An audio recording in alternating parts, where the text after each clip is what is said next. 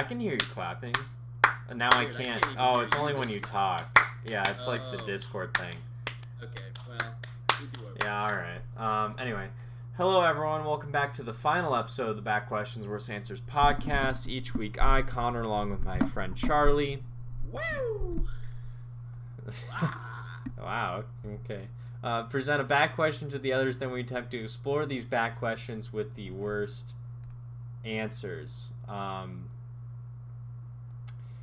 I just want to give out an apology, a classic BQWA apology, where I was apologizing for something and what would this podcast be without that. I made a mistake. I prepared. I was selfish and prepared. I had more forethought into my own channel rather than the BQWA channel, and unfortunately, and honestly, yeah, it was completely my fault because we recorded it on like a Wednesday, so I had ample time to upload it onto that Sunday. And I was like, I'm getting ready for vacation. I don't have time to do this right now. I had plenty. All I had to do was just render it and upload it. Like, I have it set in Premiere to where I just I click a few buttons and then it's ready to go. And I just failed to do that simple thing, which I apologize for. And we're back on track. I guess we also promised in-person pods. Which is... We didn't promise. I made sure to walk that back a little bit. Okay. Because I thought there was a chance we wouldn't be able to, but we'll have 2 more of these, and then guaranteed in-person pods. So this one more, then we're back in business, baby. This is the first I'm hearing of the BQWA shortfall. What, did we just miss an episode for a week? Yeah. Okay. It felt like I was surprised that we had one for last week. So if you hadn't just given that apology on the pod, I was about to pat you and I on the back for getting that far ahead of episodes. But instead we just skipped a week and then used that one. We just skipped a week. I'm just going to keep pretending that we were on top of our shit and had one ready for the vacation week. Yeah. I'm fine with that. Speaking of vacation though, Connor, you want to run us through the LA trip a little bit? Yeah, so I went to Los Angeles, California for, I guess I stayed there for 2.5 days fully. It's like a 22-hour road trip. It was pretty fucking exhausting. But how was the road trip? As you and the viewers know, I've done the trip to California and back a number of times. It was I loved seeing. I've never been in Nevada or Utah or any of those places, so it was really beautiful to see those. Utah was especially beautiful because it just felt like you were in this valley of a canyon the whole entire time, or the mountain. Nevada got boring. I-5 through Utah and I-70 are both gorgeous. Just because, it's it is like you're in a canyon the whole time. Yeah, it's fantastic. Where'd you stop? For the night. It starts with a G. Green River? No. That's where I stop a lot. St. George. Oh. We stopped in St. George, Utah. Okay. So did you take? Well, we don't need to get all Californians on this, and run through the whole trip itinerary on the way out. But yeah, it's a beautiful drive. Yeah, and I got to try all the fast food spots that are famous for the West Coast. They were all good. They were all good to great. There wasn't a bad experience there. Fat Burger, I guess, was the only place I was average. Their onion rings were pretty just all right.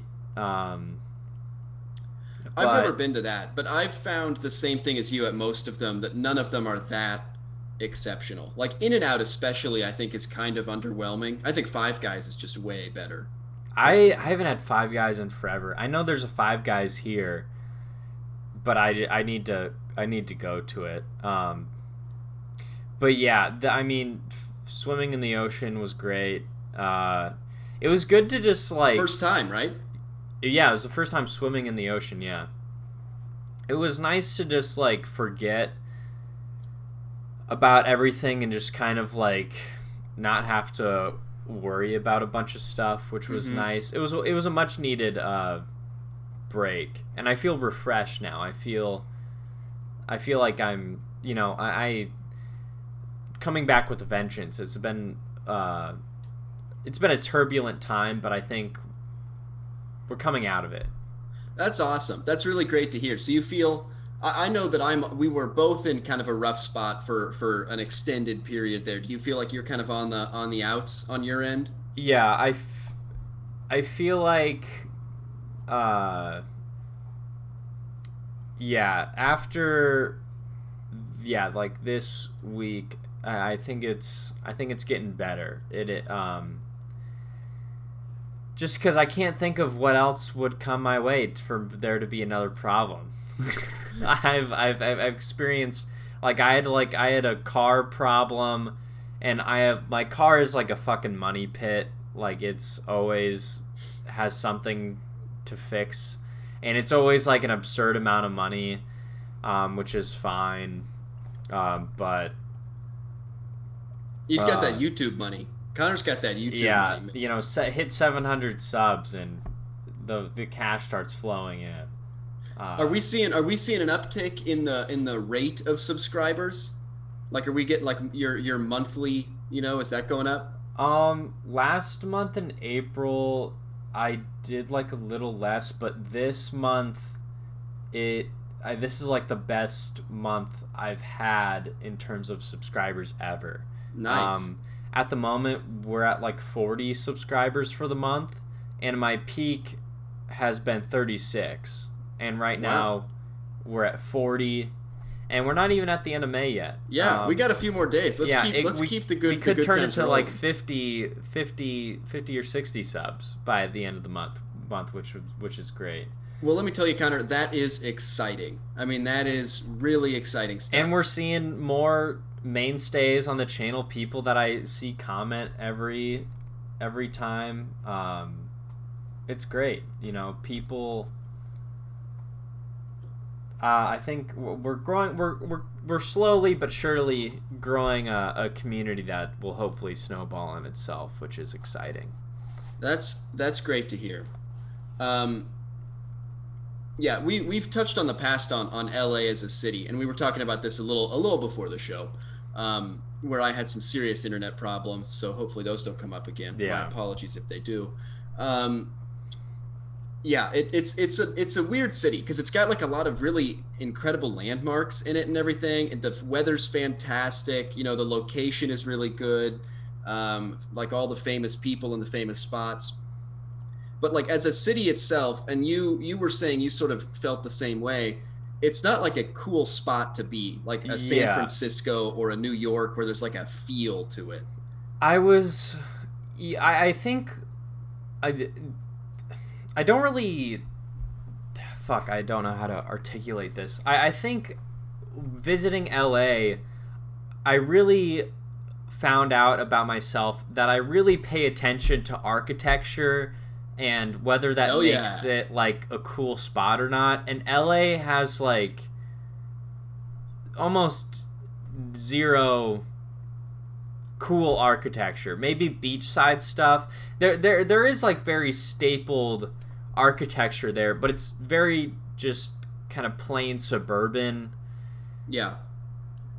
kind of architecture, which is fine, but nothing wowed me like a New York or even DC. DC had really beautiful buildings there as well. And LA, other than beachside stuff like the side of Manhattan Beach, maybe Venice Beach a little bit, but not Santa Monica, that area, not really. But nothing, struck me as like, oh, this is L.A.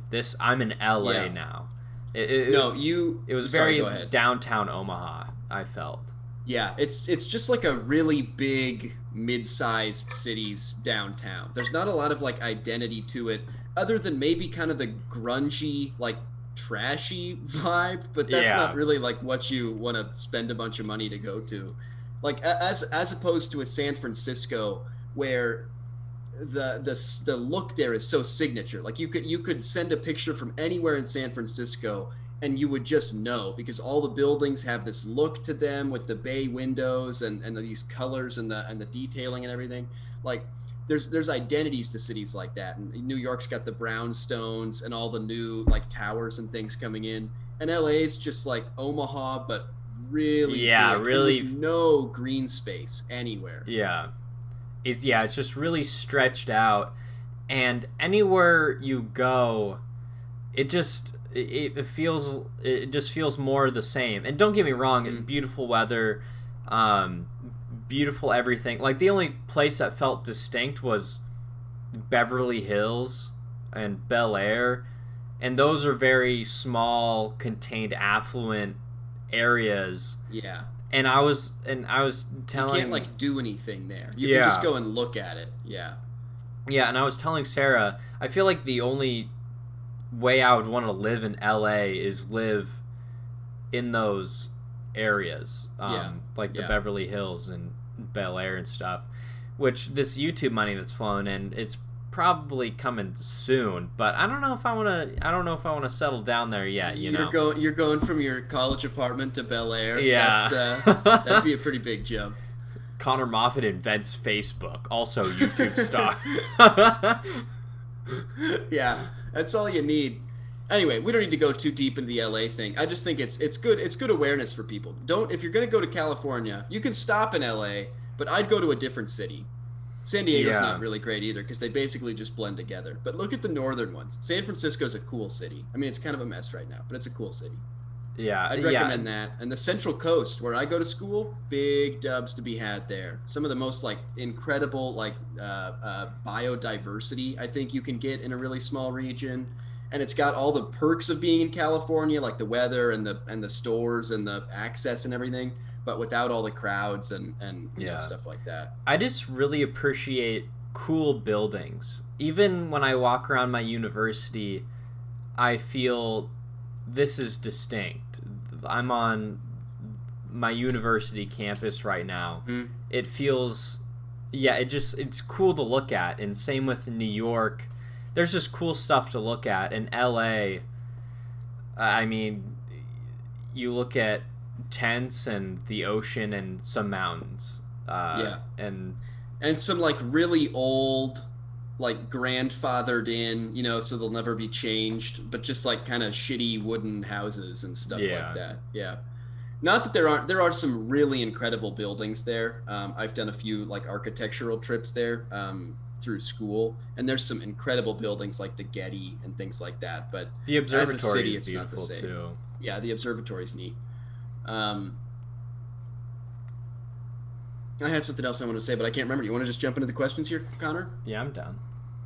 I believe you're leading us off this week with a little bit of a callback to probably the most influential episode in podcasting as an industry history. Yeah, it's sort of a touchstone into the scene of podcasting itself. We don't like to toot our own horn, but there's, you know, everyone knows that there's episodes and shows that kind of transcend their normal. Yeah, transcend the medium. Yeah. And the water episode is one of those. Yeah. And this sort of, you know, falls in tune with that. I was reading some industry stats earlier. You know, you got to like it's like some of the insider journals and things, and they were just listing through some like major accomplishments in podcasting, and it said that 1 in every 4 podcast listeners discovered podcasting as a result of the water episode. Really? Yeah. So that's just like, I mean, again, we're not here to toot our own horn, and it's like we're just, you know, modestly, it's an honor to have had such an impact. Obviously. It's just throwing it out there. It's, you know, got to be proud of what just you to do. be humble. Yeah, being humble about it, of course. Making sure our heads are screwed on tight. But yeah, the question is, what drink would you replace with water if you couldn't drink water anymore? Here's my thing. Right off, I like water. Like I don't know if I was able to express this fully in the water episode. It was a long time ago, but I'm a fan. I'm not looking to replace water, and I think that's an important thing I want to get off my chest right off. Yeah, and I think the fact that we're asking this question is that water is so high regarded in kind of our status and of the pod, and so that's why we're just kind of asking this question out of curiosity, sort of putting our minds to the test of what would be a good supplement. Tell me where your brain goes right away, Connor. For some reason, I thought of the classic, I guess, being on brand, I would say Diet Dr. Pepper, but I don't fucking knew it. I fucking knew it. I don't want to. I think what makes Diet Dr. Pepper so special is in moderation. It hits just right. But for some reason, the first thing that came to my mind was lemonade. I don't know why I thought of lemonade at first. That's here's where I struggle. I'm not a big tea guy. Yeah, I don't like tea. I'm not a big caffeinated drinks guy because they mess up my stomach really bad. So for me, I don't drink much outside of water unless it's alcoholic. I just don't really like some juice, I guess, but I'm not really I don't love juice. If it's there, it's there. But I don't really think it's fair or right for society for me to say that I want to replace water with like limoncello or vodka or something like that. Yeah, I don't know why I thought of lemonade at first. I guess I've been really craving lemonade lately because I haven't had it in a while, so that may be why. But if it wasn't so sugary, maybe lemonade would be a pretty good supplement. I don't know if I could do orange juice. I don't like coffee or tea. Can't do that. Same. Maybe a vitamin water. That stuff's just like Coke. There's more sugar in that than there is in Coke. Really? I didn't know that. Yeah, that stuff's awful for you. For some reason I think a vitamin water is healthy, but I mean it would make sense that it's loaded just with fucking sugar. No, it's good branding. I think it's owned by Pepsi or Coke, and I remember hearing or reading a thing where it's basically just as bad. It's like Coke without the fizz. Yeah. Now, maybe that's a good direction though to look. This is a shout out. They sponsor some podcasts. Kachava is like a drink supplement thing that I heard about on the Pete Holmes show or the whatever it is. You made it weird. And it's good. It's like a little like breakfast shake. You dump in a couple of scoops, shake that stuff around, and it keeps you filled up on your vitamins, on your minerals, that kind of deal. And that's good for me because I normally sometimes eat like shit a lot of the time. Yeah. Yeah, I couldn't. I don't think I could do carbonated for the rest of my life.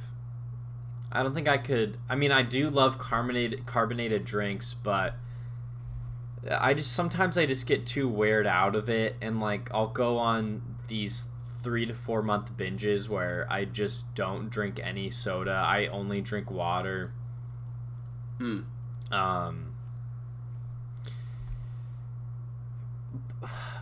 But yeah, how do you feel about chocolate milk? I could get into that. I don't like milk in general, but chocolate milk I can get behind. And that's pretty similar to the Kachava stuff I'm talking about. That basically takes water and turns it into milk with a lot of other stuff in it. Or at least the chocolate one that I get does that. Chocolate milk's a pretty good answer. And you're getting some serious benefits there because I kept thinking about things I drink it could be pre-workout. That'd be pretty fucking funny if everybody just drank pre-workout all the time. I feel like there's just a lot fucking hyped up on pre-workout. Basically on Coke constantly. Yeah. I feel like there's a lot of pretty good kind of fuck over society angles that you can take from this. You could really screw up a lot of people if you went with the alcohol angle or the pre-workout angle. A lot of people would die, and you could you could have some seriously negative impacts. But chocolate milk and the cachava, like those are both positives, you know? I think those are both everybody wins from that. Yeah, and I've heard that a lot of athletes after they work out drink chocolate milk to kind of restore whatever the fuck. I feel like I'm a picky drink person. I don't like alcohol. And when I do drink it, I'll drink like a Truly or just a White Claw because it tastes the least like alcohol Interesting. out of those drinks. I don't like coffee or tea or milk.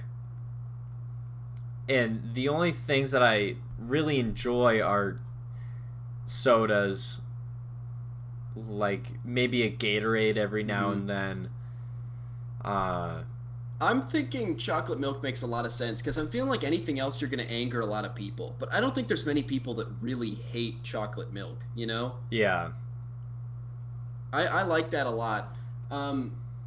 You mentioned the alcohol thing is interesting to me, and we've probably touched on this before, but when I drink alcohol, I want to like know that I'm drinking alcohol, you know? Really? Like, I appreciate, if I'm gonna do it, like I appreciate tasting it, you know? Like there's something enjoyable about the taste of it to me, of like, yeah, we're doing it. Maybe it's just like wanting to feel cool or something like that, but I definitely like. It's not to say that I don't enjoy Trulies and like a Mike's Hard or whatever. Like that stuff's all great in its own way, but I don't know. I enjoy like feeling the drinking a little bit more. You know, maybe that's dumb. No, my relationship with alcohol is if I'm gonna drink it, I'm getting fucking drunk, or not at all. I can't do the whole. I'm just gonna have like a few drinks and then drive home. Like I gotta get like fucking like hammered. It's either go big or go home with me. And so you'll just down like a rack of Trulies? Is that Yeah. kind of your... Yeah. Yeah. And I know that's probably not the healthiest way to drink, but if I'm drinking alcohol, I want to, like you said, I want to know that I'm drinking alcohol. Like I want to feel the effects of it. Interesting. See, I enjoy it as I prefer hard alcohol.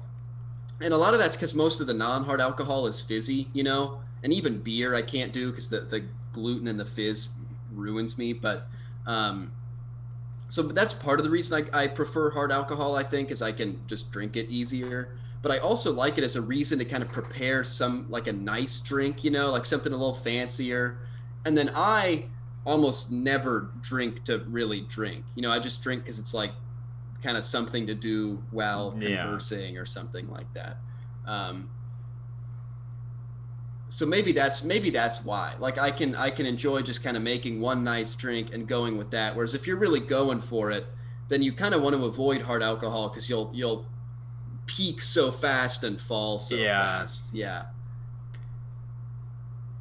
Yeah, I get it. Just sucks because there's so many calories in those Trulies and White Claws. Like, cause bad news for Connor Fat no more. Yeah, that's true. I definitely took on some vacay pounds on the LA trip, which those are good pounds to take on though. You know. Yeah, I'm trying to shed those off at the moment, but I mean it's inevitable that they will, but. Yeah, and if you're gonna splurge on the eating and the whatever, vacay's the time. Yeah, especially in LA where the food is really good. Californian food is super good. The Beetle House had bad food though. Have you heard of the Beetle House? No, I hadn't heard of it until I saw the vlog. Yeah, it was not good food. They had like this weird root beer like sauce wing. It was not good. Yeah, no. I don't like that at all. Saddle Ranch, I know I've talked about Saddle Ranch a bunch, and everyone that I talk to about Saddle Ranch, other than my girlfriend's sister, has literally no idea what Saddle Ranch is. But I've never heard of it.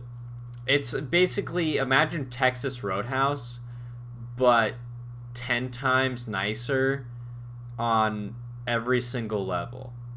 Okay. The food sounds pretty good. Yeah, the food was fucking awesome. I got a burger and truffle fries, and the truffle fries had actual like truffle mushrooms in them that you could tell it's like this. Yeah, I'm not a big truffle fries guy, but Really. I appreciate the commitment to the dish there. It was fucking awesome. And the alcohol, the drinks that they made there were great too. Uh, my girlfriend and one of our friends had like this really big fruity drink that was really nice. Hmm. But yeah, back to the drinks. For some reason in my head, chocolate milk and lemonade are like the staples of fun drinks that no one really gets tired of. Does that make sense? Yeah, and I like the idea of chocolate milk just from the angle of I think some people don't care for lemonade, but I think everybody can kind of get into chocolate milk. Yeah. And I think if you're gonna change the thing everyone drinks all the time, you might as well make it something like nutritionally valuable. And in that Yeah. case, I think chocolate milk makes the most sense. Here's my other question for you, Connor. Does everything that is currently water in the world become chocolate milk? Well, I mean, there's water in chocolate milk, right? Yeah, I guess in some trace amount. Yeah. Because, I mean, in any kind of drink, there's going to be water in it. I'm just saying, like, is our rain gonna be chocolate milk? Is the ocean gonna Oh, be? if the ocean was chocolate milk, that would fucking suck. The ocean's Yeah. already salty enough. I don't need salty chocolate milk. Okay. So everyone's gonna start ingesting chocolate milk Yeah. tomorrow. Mm-hmm. I mean, at least our bones. I feel like everyone's bones would be stronger. There might be more weight gain because I've just got consumption issues, like that's the milk industry is really gonna have to pick it up. And like you look Yeah. at factory farming of milk right now, already being a problem. This is gonna be off the rails. I mean, you're gonna Yeah. the environmental impact of this will be significant because of all the cattle you need, and then to ship all that milk all over the world. I don't know. That does sound like a problem. There are But I feel like, consequences here. yeah, if you went with any other drink, you're gonna run into some problems. That's I mean, true. That's true. I feel like any kind of drink don't we have a bunch of water shortages? Like we're gonna run out Yeah. of water eventually, right? Until somebody figures out a good way to desalinate, then we'll be home free. That's what I'm holding out for. I'd like to get into that business. Somebody that figures out how to desalinate water cheaply.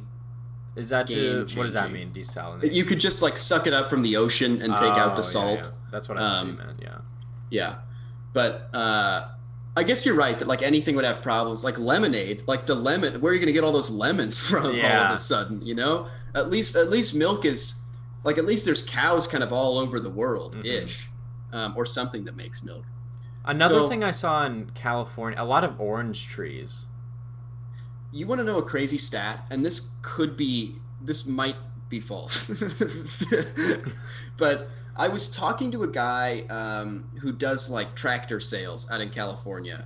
I met him somewhere, and I was just talking to this guy, and he gave like tons of interesting insight on California agriculture, and that was just neat seeing how different it was from Nebraskan agriculture, but.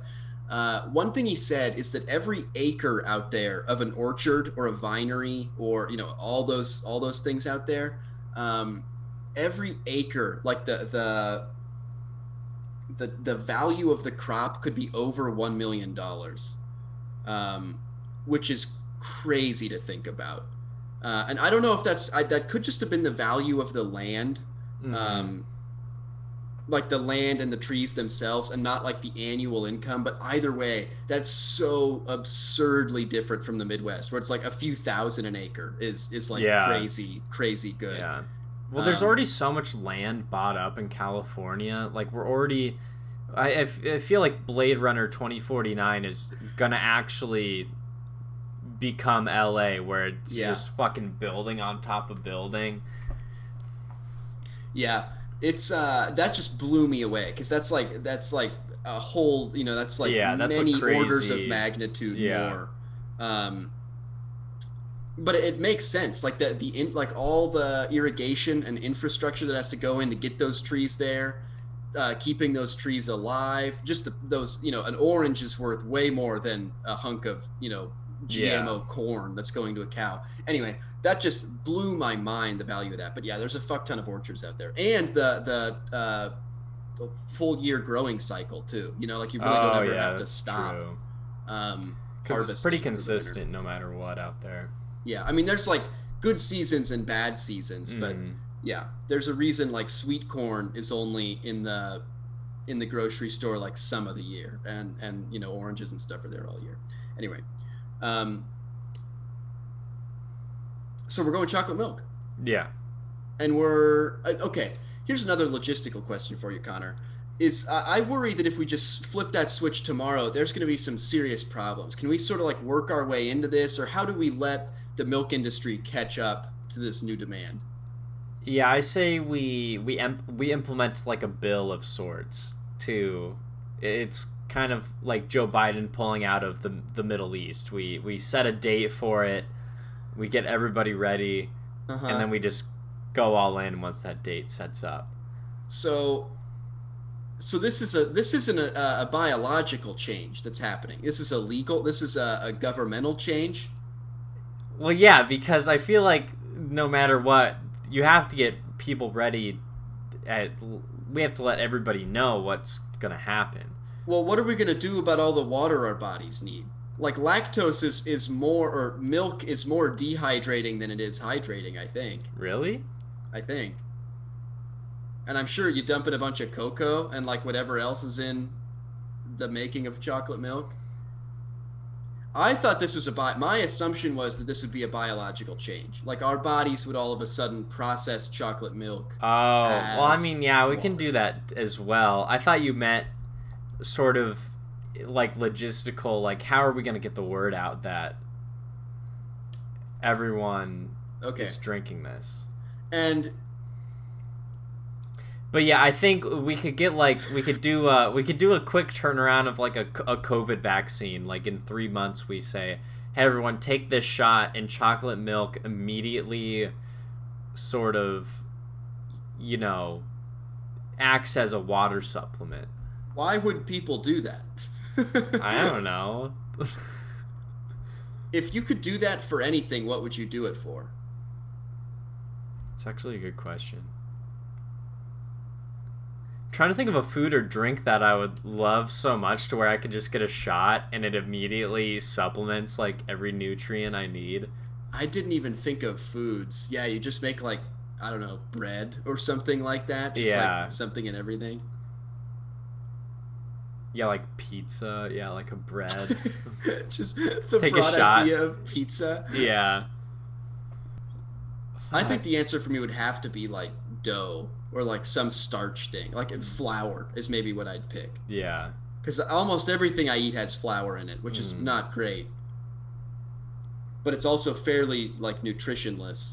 Because even like meat has something in it, you know? Yeah. Are you a big bread guy? Do you eat like a lot of pastas and breads? Huge starch guy. Which is fine for now while I'm trying to gain weight, but at some point I'm going to have to really shift on that. What's like your normal eating regimen?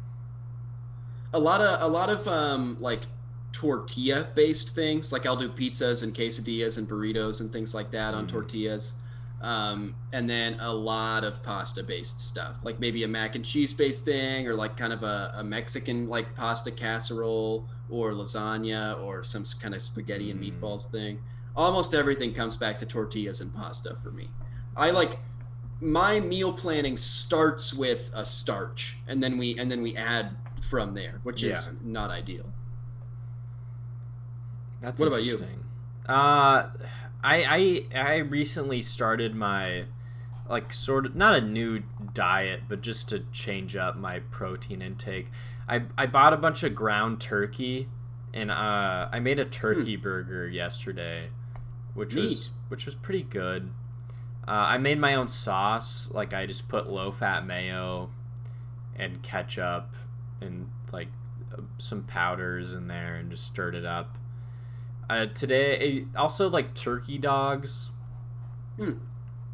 I think tonight for dinner I'm gonna have like rice, beans, chicken, some broccoli maybe. Nice. Yeah, I'm trying to think of what else, but yeah, maybe some avocado too. I eat. You're doing way better than me. I try. I've got a problem. When I was working at Walmart and I had money to spend, I just fucking ate Freddy's and Taco John's every other day, and it was what made me fat and originally started the hashtag Connor Fat No More hashtag. Yeah. When I was out in when I was just like feeding myself, you know, like I could make one really big like casserole dish or something like that and have it last me forever. And that was really nice because I would just have that one thing and I'd basically eat that like at least 1 or 2 meals a day. But now that I'm back home, I'm surrounded by junk food and stuff, like just all kind. Because it's not just like, it's not me going to the store and picking like, okay, I'll get a bag of pretzels this week, or so, like, you know, limiting myself to one thing. But now it's just like everybody's, you know, whatever anybody likes to have around is there, and it's so hard to not eat that stuff constantly. Yeah, that was a big problem for me when I would go back home for the summers, because there would just always be snacks and shit. And I also worked at a fast food place, so I just took home free fast food all the time. Hey, I saw Colin at Runza the other day. Really? Shout out to former bad guest Colin, who works at the same fast food restaurant you're referring to. Yeah. Did you talk to him? He came out and talked to us. I was there with friend of the show, future friend of the show, Caleb. Oh yeah, we need to get Caleb on the pod. Hopefully we can make that happen this summer. Anyway, boy, we've really lost it. I don't know where we're at. Yeah. At this. I don't remember where we came from or anything. We are at time though, aren't we? About? We're at like a 37 mark right now. Do we just cut bait and jump ship? Yeah, I mean we could end it right now. Boy, I'm gonna leave it up to you. You're our production guy. I do have to stream in 10 minutes, so yeah, let's clap this one out. Have a good dinner. What? Have a good dinner. We'll see you on the stream. Yeah, we'll see you on the stream, everybody. Which I guess this will come up on Sunday, so we'll see you on Wednesday. Yeah. Go. Yeah, and check out yesterday's video. Yeah. All right. Yeah. Nice.